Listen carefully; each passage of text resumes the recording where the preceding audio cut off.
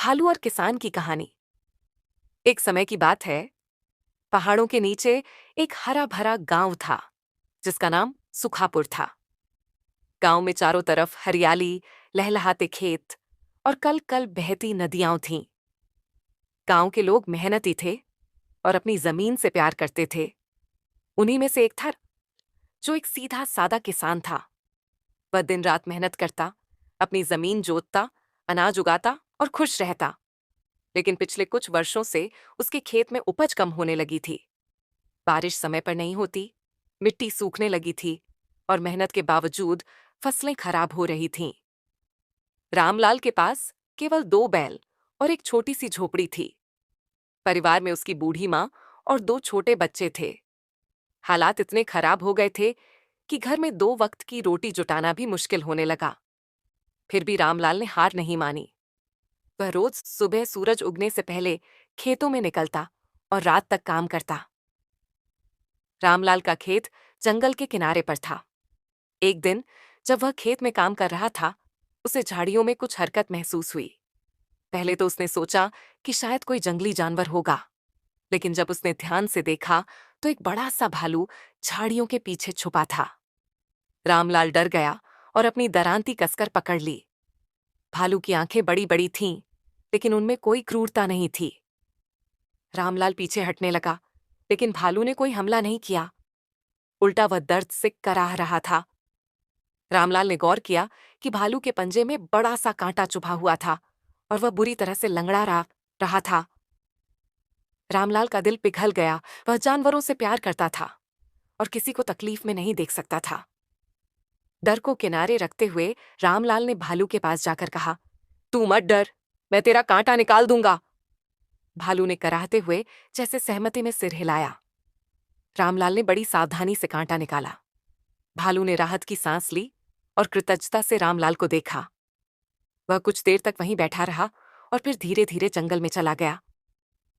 रामलाल ने उस घटना को भुला दिया और फिर अपने खेत में काम पर लग गया। कुछ दिनों बाद एक अनोखी बात हुई। रामलाल जब सुबह अपने खेत में पहुंचा तो उसने देखा कि उसकी आधी फसल पहले ही कट चुकी थी और खूबसूरती से बंधी हुई थी। वह हैरान रह गया। ये चमत्कार कैसे हुआ? उसने खुद से पूछा। अगले दिन फिर ऐसा ही हुआ। किसी ने उसके खेतों में काम कर दिया था।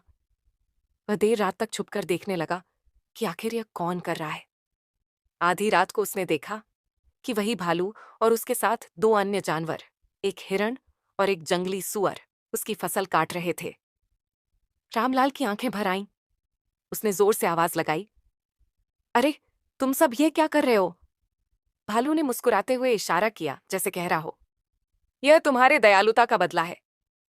उस दिन से रामलाल और भालू की दोस्ती गहरी हो गई। भालू हर रात जंगल से आकर रामलाल के खेत में मदद करता। जानवरों की वजह से खेत में उर्वरक बढ़ गया और फसलें तेजी से बढ़ने लगीं। गांव के लोग हैरान थे कि रामलाल के खेत में इतनी अच्छी उपज कैसे हो रही है। लेकिन हर कहानी में एक मोड़ जरूर आता है। गांव में कुछ लालची लोग भी थे। गांव का सरपंच जगन्नाथ रामलाल की तरक्की से जलने लगा। उसने सोचा, जरूर यह कोई जादू है, मुझे इसका राज पता लगाना होगा। एक रात जगन्नाथ और उसके साथी छुपकर देखने लगे कि रामलाल के खेत में क्या हो रहा है। उन्होंने भालू को फसल काटते हुए देख लिया। अरे, ये तो जंगली जानवर हैं।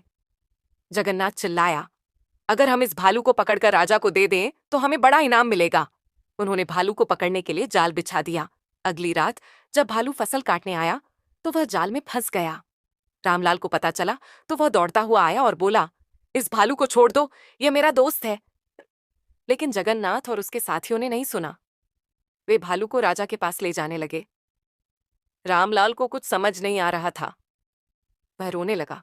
तभी जंगल के बाकी जानवर, हिरण, जंगली सुअर, बंदर सब इकट्ठा हो गए। उन्होंने रास्ता रोक लिया। भालू के प्रति उनकी वफादारी देखकर लोग दंग रह गए। रामलाल ने भावुक होकर कहा, यह भालू कोई जानवर नहीं है, यह मेरा दोस्त है। जब मैं तकलीफ में था तब इसने मेरी मदद की। क्या इंसानों में इतनी भी दया नहीं बची कि वे दूसरों की मदद करने वाले को छोड़ सकें? गांव के लोग यह सुनकर शर्मिंदा हो गए। जगन्नाथ भी समझ गया कि उसने गलत किया है। उसने भालू को छोड़ दिया और रामलाल से माफी मांगी। रामलाल और भालू की दोस्ती पूरे गांव में मिसाल बन गई।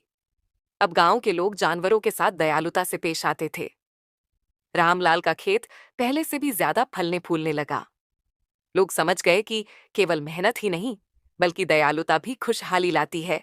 और इस तरह भालू और किसान की कहानी पूरे जंगल और गांव में एक ऐसी कहानी बन गई जिसे पीढ़ी दर पीढ़ी सुनाया गया। सीख: दयालुता का बीज चाहे जिस किसी के साथ भी बोया जाए, वह कभी बेकार नहीं जाता।